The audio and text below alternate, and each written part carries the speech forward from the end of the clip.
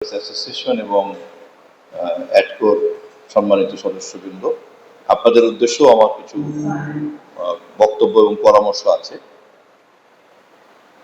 Cable operators association of Bangladesh আজকের এই আয়োজন করেছে। আপনাদের এটা একটা এক্সিবিশন এবং এখানে মূলত কমিউনিকেশনের সমস্ত মাধ্যমের সঙ্গে বাংলাদেশে যারা আপনারা জড়িত, ক্যাবেল হোক, ব্রডকাস্টিং হোক, নিউ মিডিয়া হোক, আপনারা সবাই এখানে জড়ো হয়েছেন এবং তথ্য মন্ত্রী হিসাবে আমার জন্য একটা সৌভাগ্য যে আমি একই মঞ্চে, একই প্ল্যাটফর্মে এবং একই তাঁবুর নিচে আমি আপনাদের সকলকে পেয়েছি। এটা আমার জন্য একটা সুযোগ এবং আমাদের সরকারের জন্য এটা একটা সুযোগ।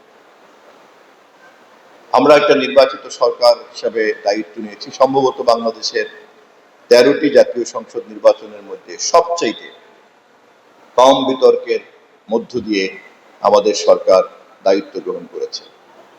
এ পর্যন্ত কেউ আমাদের নির্বাচনের দিকে দেশে বিদেশে এক মুহূর্তের জন্য একটা বিষয় নিয়ে কিন্তু কেউ আঙ্গুল তুলতে পারেনি।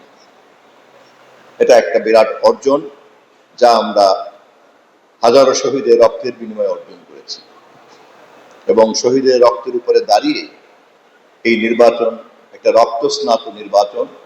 সে কারণেই নির্বাচন প্রক্রিয়াটা ছিল অনেক পরিচ্ছন্ন, সদ্য স্নান সমাপ্ত একটা নির্বাচন।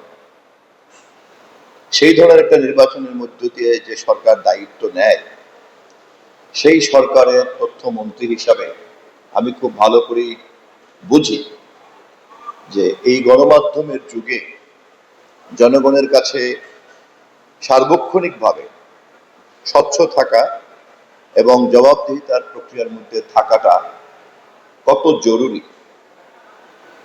এবং আরো ভালো করে বুঝি যে আধুনিক ব্যবস্থায় কোনো সরকার সেই পরিমাণ ক্ষমতা রাখে না, কোনো রাষ্ট্র সেই পরিমাণ ক্ষমতা রাখে না যে পরিমাণ ক্ষমতা থাকলে সে তথ্য প্রবাহের বাইরে থাকবে, জবাবদিহিতার বাইরে থাকবে এবং তার খুশি মতো সে সিলেক্টিভ ইনফরমেশন ফ্লোকে বজায় রাখবে এবং সিলেক্টিভ ইনফরমেশন ফ্লোকে সে অফ করে রাখবে।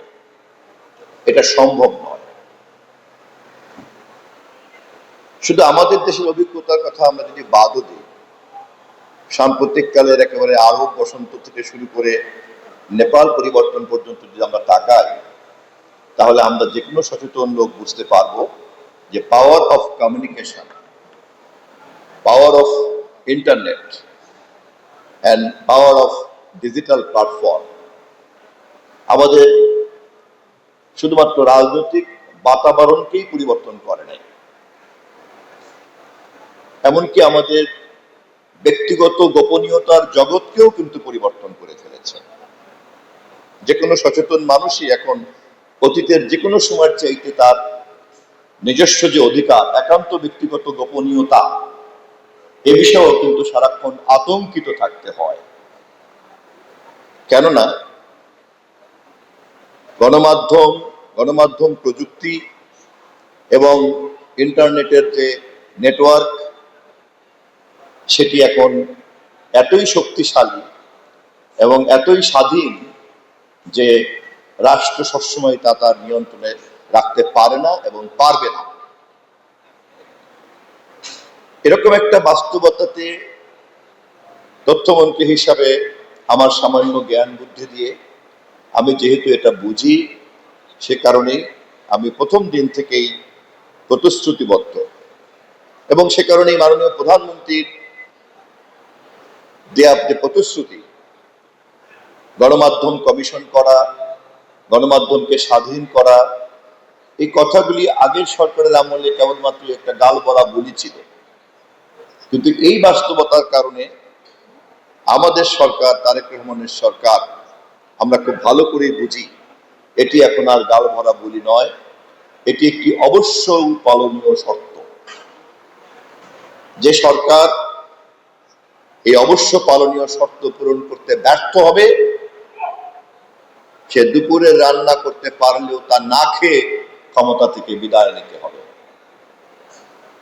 কেননা জনগণ যে কোনো মুহূর্তে তথ্য প্রবাহের এই ক্ষমতার কারণে এমনভাবে সংঘবদ্ধ হতে পারে যে নির্বাচনের মেয়াদ বা সরকারকে নির্বাচন কত মেয়াদ দিয়েছে তা জিজ্ঞাসা করার সময়ও কিন্তু থাকবে না, অথবা সংবিধানে কতটুকু মেয়াদ নির্ধারণ করে দেয়া আছে তা কেউ জিজ্ঞাসা করার সময়ও পাবে না, যদি গণ অসন্তোষ ওই মাত্রায় তৈরি হয় কখনো এবং তা এত দ্রুত জনগণকে ঐক্যবদ্ধ করে ফেলতে পারে।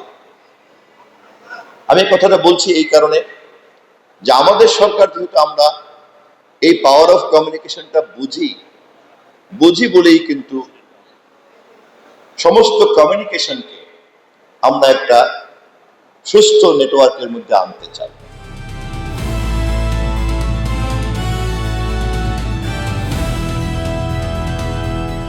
দিনাজপুর টিভি, মানুষের জীবনের কথা বলে।